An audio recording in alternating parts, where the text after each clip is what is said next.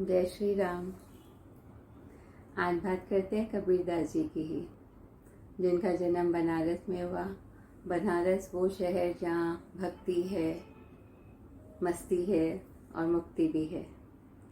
वहाँ के लोग इतने जिंदा दिल हैं कि भगवान पे ही जल और फूल छिड़क के कहते हैं खुश रहा। ऐसा है मस्तानों का शहर बनारस, जिसे बनारस को न समझा जा सकता न समझाया जा सकता है, उसे तो जिया जाता है। और वहाँ के लोगों का उत्तर देने का अंदाज भी अलग ही होता है। तो ऐसा ही कबीरदास जी भी करते हैं अपने वाणी में, अपने दोहों में कुछ ऐसे समझाते हैं कि सबकी समझ अलग अलग हो जाती है। वो क्या कहना चाहते हैं, हर कोई वो उसका गूढ़ अर्थ भी नहीं समझ पाता है।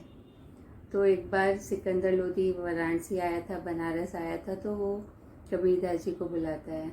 कबीरदास जी जाते हैं उससे मिलने, लेकिन बहुत सज धज के आराम से। तो वो जा रहे थे, उनके साथ उनके साथी शिष्य सब साथ में जुड़ते जा रहे थे। तो वो सिकंदर लोधी के पास बहुत देरी से पहुंचते हैं। तो सिकंदर लोधी क्रोध तो नहीं कर सकता, क्योंकि उसे समझ में आ गया था कि कबीर कोई साधारण व्यक्तित्व नहीं है, वो कोई संत है, परमात्मा का अंश ही धरती पे आया है, ऐसा उसे समझ में तो आ गया था। तो उसने पूछा बस कबीरदास जी से कि आप इतनी देरी से क्यों आए। तो कबीरदास जी ने अजीब सा अनूठा सा उसको उत्तर दिया।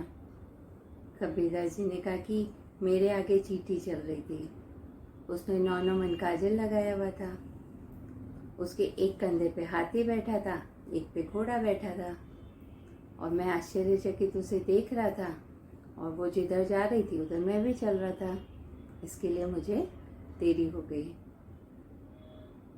सिकंदर लोधी ने कुछ पूछा तो नहीं, लेकिन वो समझा कि कबीरदास जी उसे कुछ बहुत ही इम्पोर्टेंट, महत्वपूर्ण शिक्षा देना चाह रहे हैं या बताना चाह रहे हैं उसे।